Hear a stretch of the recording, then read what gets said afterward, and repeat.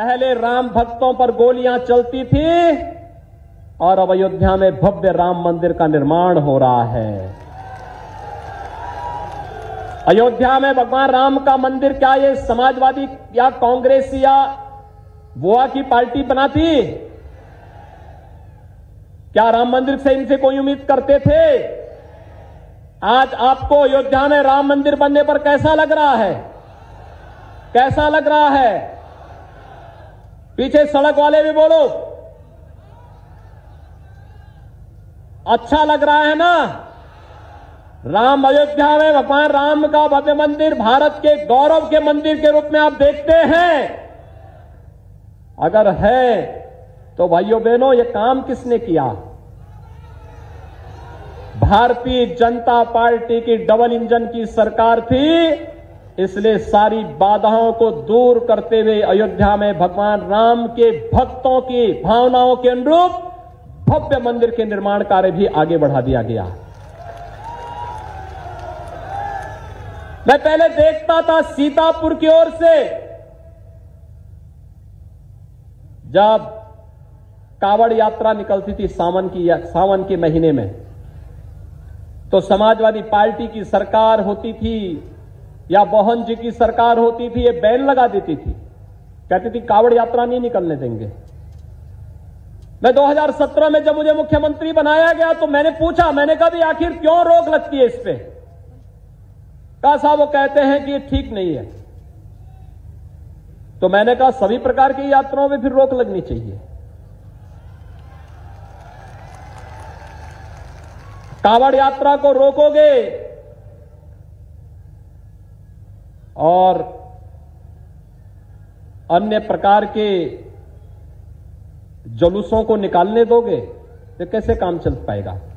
हमने कहा कावड़ यात्रा निकलनी चाहिए।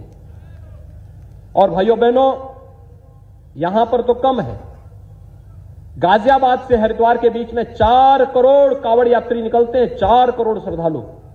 उसमें पश्चिमी उत्तर प्रदेश भी होता है, दिल्ली, हरियाणा, राजस्थान, पंजाब, करोड़ों की संख्या में लोग आते हैं और कावड़ यात्रा में भाग लेते हैं। हमने कहा कि भाई देखो, पता नहीं भगवान शंकर तो हमारे यहां कण-कण में भगवान शंकर का वास माना गया है और इसलिए कोई भी इस यात्रा को रोकेगा नहीं। हां, हम पुष्प वर्षा जरूर करवाएंगे।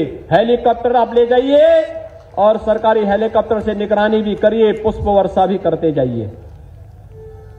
वे लोग कावड़ यात्रा को रोकते थे और हमारी सरकार ने काशी में बाबा विश्वनाथ का भव्य धाम बना करके देश और दुनिया के सामने दिखा दिया कि काशी विश्वनाथ धाम भारत की आस्था का प्रतीक बनकर के उभरेगा। भाइयों बहनों, अंतर यही है, वे श्री कृष्ण जन्माष्टमी पर आयोजन पे रोक लगाते थे। हमारी सरकार आई, हमने रोक को हटाया और रोक को हटाने के साथ श्री कृष्ण जन्माष्टमी के आयोजन को न केवल मथुरा और वृंदावन में बल्कि भव्य रंगोत्सव के कार्यक्रम के साथ भी हमने उस तीर्थ को जोड़ने का कार्य किया है। भाइयों बहनों, आज प्रदेश समग्र विकास की दिशा में अग्रसर है।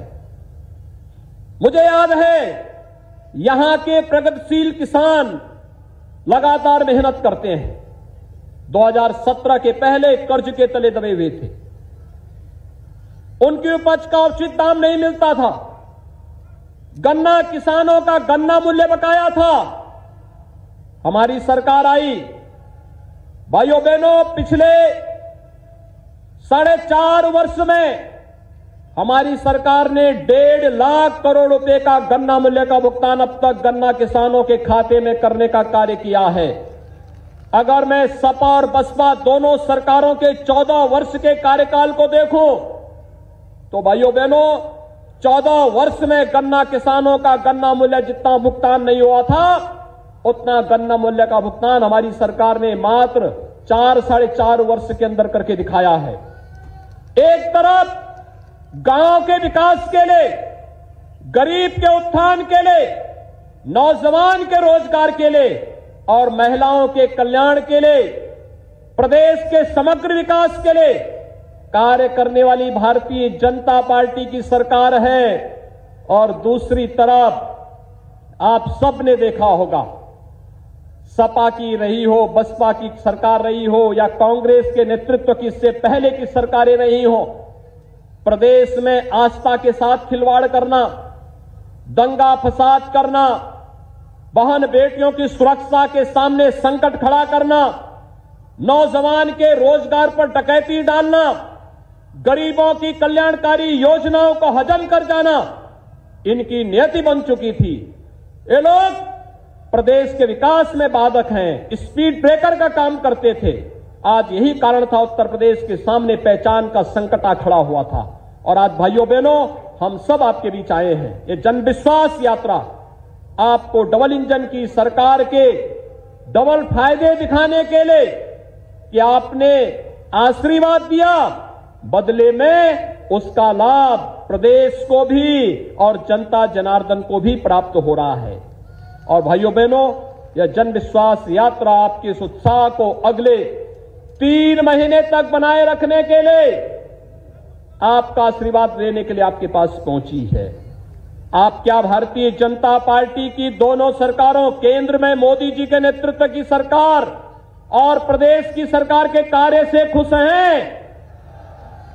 जो लोग खुश हैं, ओपार नहर की पटरी और सड़क पर जो लोग खड़े हैं, वही लोग भी, और जहां इस पंडाल के बाहर पीछे भी काफी बड़ी संख्या में लोग खड़े हैं, वे सभी लोग अपना हाथ खड़ा करके मुझे आश्वस्त करें।